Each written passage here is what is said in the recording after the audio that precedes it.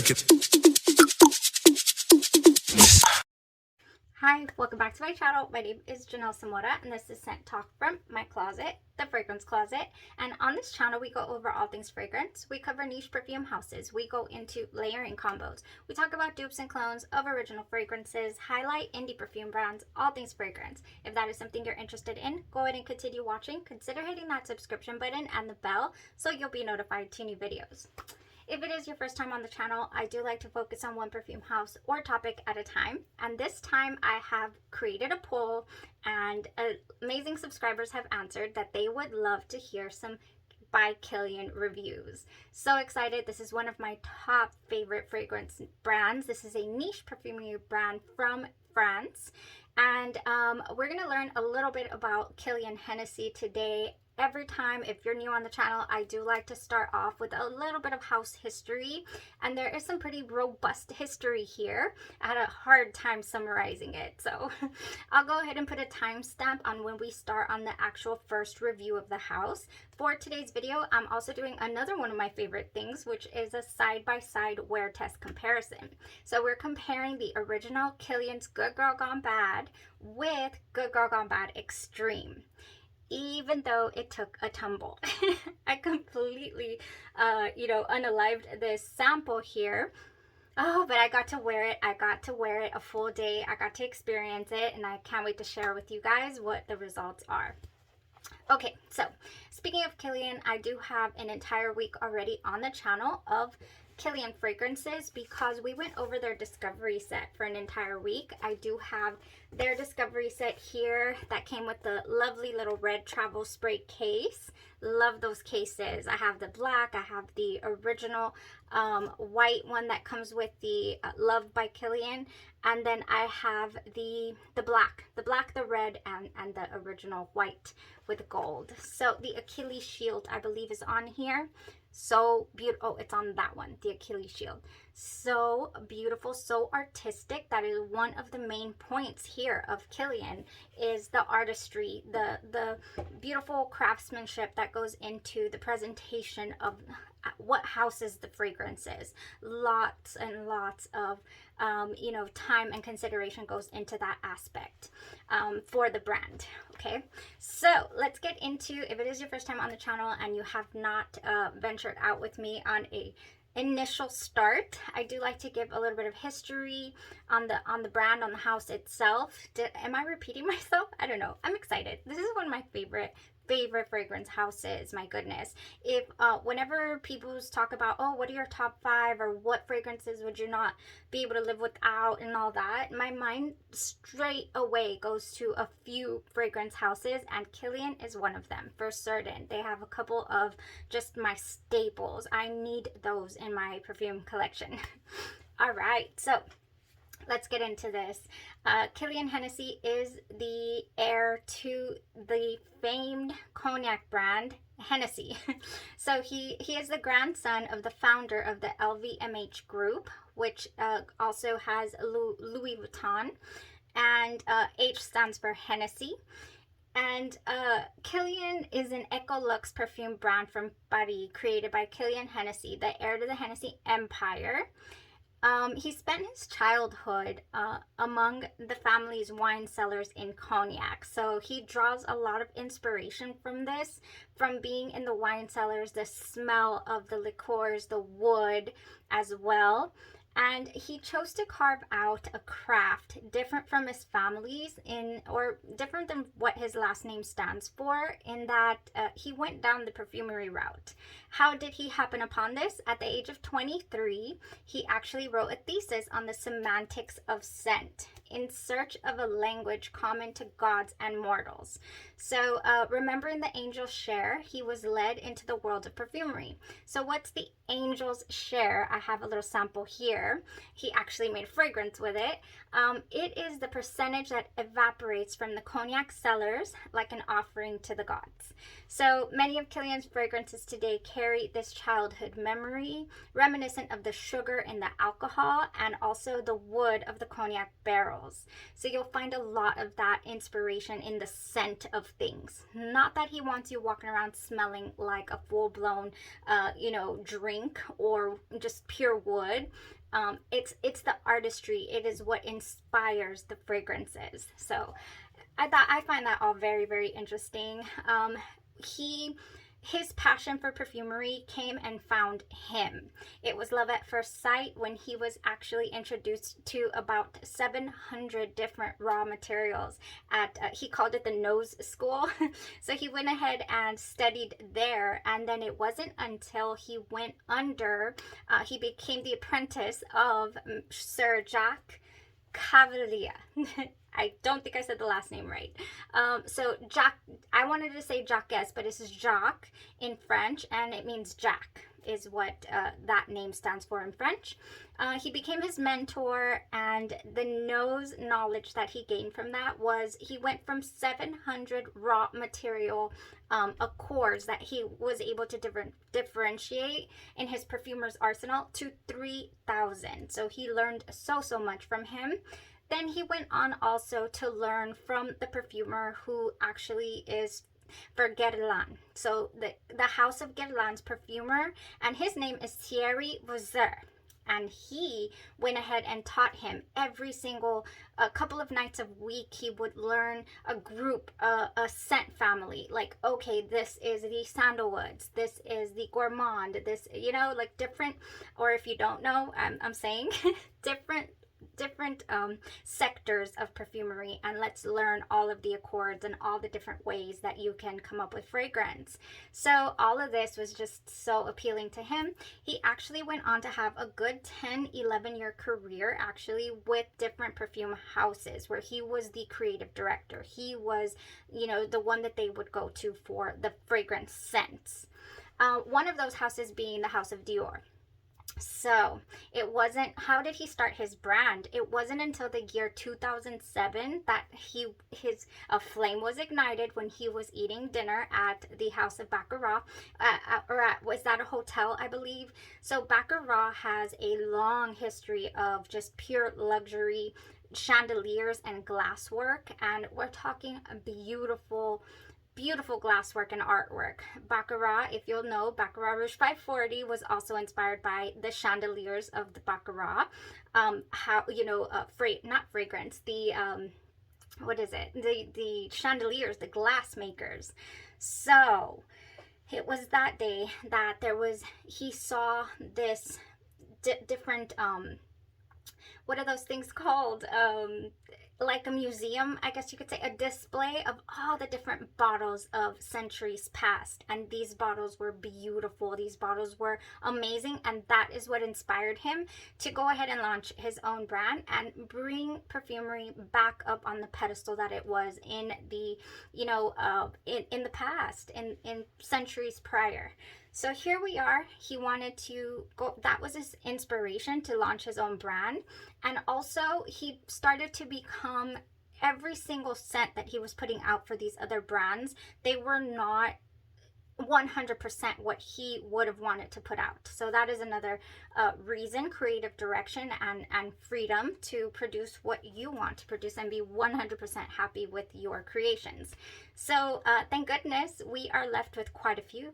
We have quite a few creations by the House of Kilian that I, for one, truly adore, admire, and enjoy. So that is the short little history here on how Kilian came to be. Now, Kilian's brand on its own was launched in 2007, but he did sell it to Estee Lauder. I believe the year was 2016 or 2018. I'm confused on the year because I know that the line My Kind of Love, Princess by Kilian being one of those, and Adults as well is in that My Kind of Love line. Those came out in 2018, I believe. So I'm not sure, had he already sold. That's something I'm still a little confused about. But either way, the company was sold to Estee Lauder, but of course he still is in making all the creative direction decisions and choices. A few of the perfumers are Khalees Becker. He collaborates a lot with Khalees Becker, and also Alberto Morillas is also in there, and a couple of others we'll bring up throughout the week. Okay, let's get started on the review for today. For today, we are comparing Good Girl Gone Bad, the original fragrance. I do have a review already for this fragrance. It was released in the year 2012. It is a floral fruity fragrance, and I do not have a full bottle. That is another thing about the House of Kilian. It is pricey. The fragrance bottles, I do have a full-size bottle of this Love by Kilian. The bottles are meant to last a lifetime. So you get your one bottle, and then they sell refills for those bottles. I didn't bring a refill with me, but I have in the past. So every single bottle is you're able to open it and then refill with your scent. So this is my Love that I have actually had to refill in the past. Where is my refill? I can probably, oh, it's right here. Excuse me while I almost drop everything. Here's my refill for Love by Kilian. So it's sustainability is what the brand also stands for. So here we go with the refill. Those refills also fit very nice and conveniently in the 7.5 ml travel sprays. So you put your little refill in here, and you click, and it'll refill, and it'll stop as soon as it's full. So here we have my Good Girl Gone Bad. I do not have a full bottle, although I do have a couple of these 7.5 mls. Currently, at the moment, actually my nails reminded me, they are celebrating their 15th year anniversary. So you will have 15th year anniversary bottles. Oh, and they're so beautiful. They're like this. I'll put it up here. So gold and the lines and oh, just the artistry is beautiful. So yeah, Good Girl Gone Bad. Oh, I have it right here. Let's get into the notes. Top notes of osmanthus, jasmine, and May rose. Mid notes of Indian tuberose and narcissus. Base notes of amber and cedar. So narcissus is an opulent floral. It's got hints of hay and tobacco in there. And osmanthus, if you're not familiar, it has an apricot air to it, and it's also very soft, sensuous, milky, and it can also give off a little bit of a leather nuance to the flower. Very interesting raw materials that are used in Kilian's fragrances. He prides himself on using the best quality raw materials. So yes, these fragrances have been duplicated. Imitation is the best form of flattery. There's quite a few dupes and clones out there of Kilian fragrances. They always miss the mark by something here or there. And one of the reasons being is those raw materials and the quality of the fragrance that it puts out.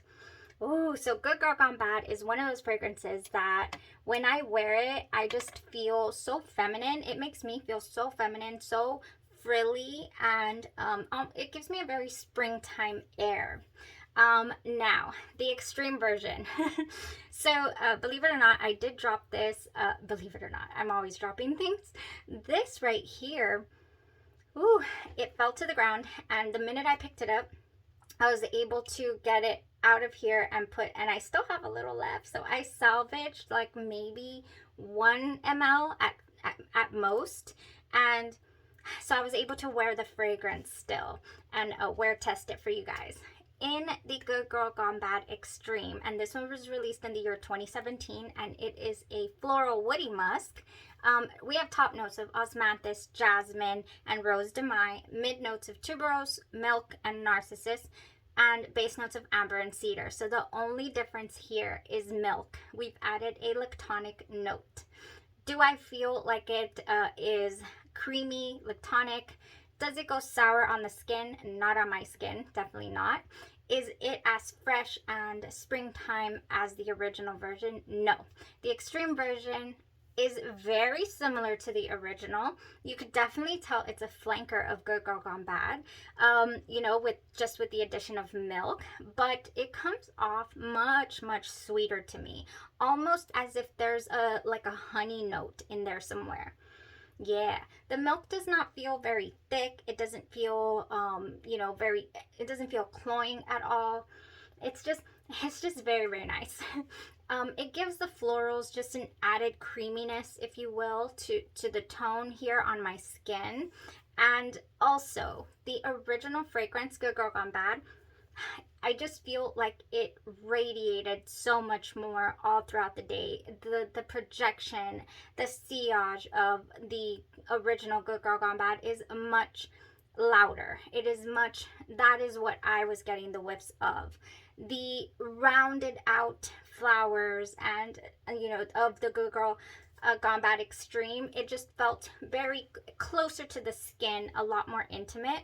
Not light by any means. I'm not saying it was light, but it was just kind of tapered down. It didn't project as much as the original does on my skin. That was my experience. And I found that very interesting. Just adding a little milk was gonna subdue Good Girl Gone Bad. Like, what? How? Yeah, so the original has this springtime feel in it. So the Osmanthus having this apricot tone, a lot of people do pick up a peach in this fragrance. I do not. I can imagine peaches, but I do not smell them. So I like to add them to this. Yes, does it go? Unbelievably so. It definitely goes with peaches, and I'm talking about Pretty as a Peach by Bath & Body Works. This is what I go ahead and use as my layering base for Good Girl Gone Bad, but I do have a couple of other options here to show you guys, and I'll show you in a minute. So not that I wouldn't wear the extreme version in the spring. I'm not saying this is a winter only fragrance, but it is definitely just more subdued, and it doesn't give me spring right off the bat. Another thing that they both do, the original fragrance and the extreme, they give me a dirty nuance at the way beginning of this. When you first spray the fragrance, it gives you a little bit of like the original more so than the extreme gives me like a peppery tone, you know, like, and then a little dirty.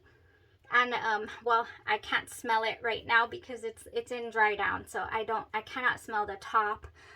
So let me just spray it. So let me just tell you here, guys. Oh yeah, it's there. It's like a little peppery nuance, a little dirty tone that we have going on in the way top of this fragrance. Ooh, and I really like that. It's very earthy. It's very, you know, these flowers are freshly picked is what I get. And that might be coming from the Narcissus, possibly.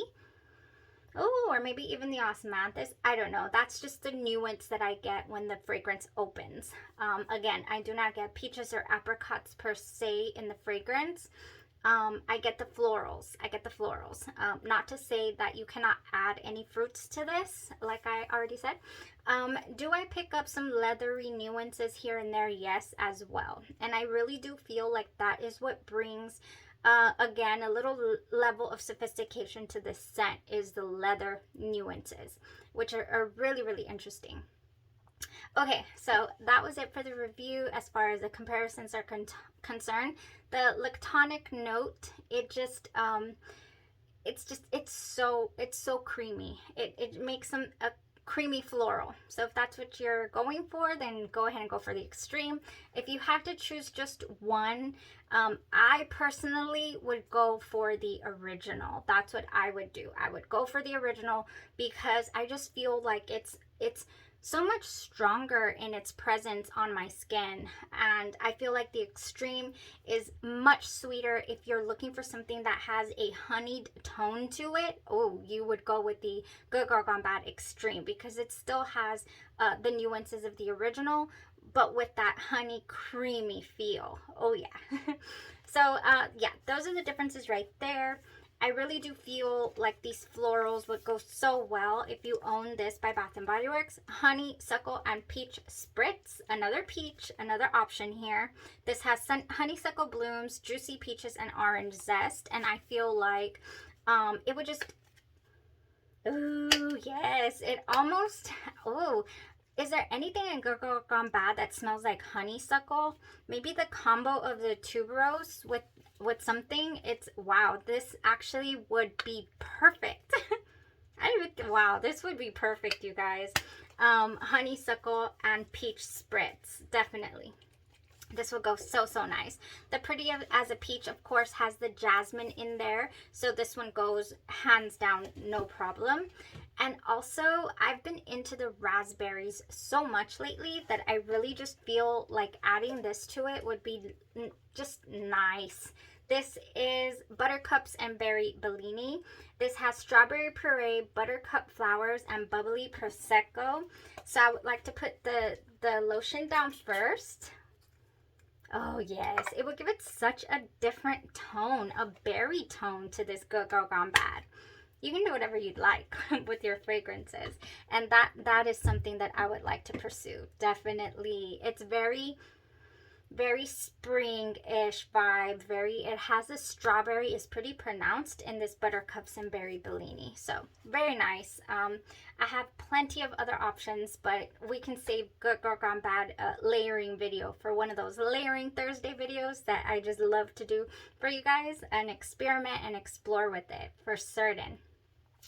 All right, I've gone on long enough. I hope that you enjoyed the opening to Kilian week. The rest of the videos will be, you know, only the wear test comparison or, you know, single reviews here to these fragrances. I do have quite a bit going on here.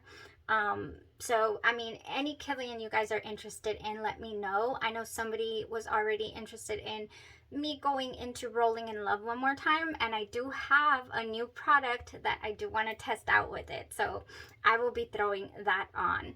For tomorrow's video, I believe I would really love to test out Good Girl Gone Bad Eau Fraiche. The Eau Fraiche. Is that how you say that? E-A-U, Eau Fraiche? Yeah. Good Girl Gone Bad Eau Fraiche is a fresh take on Good Girl Gone Bad. So now we've done the lactonic note today. Tomorrow, let's go ahead and give it an aquatic tone.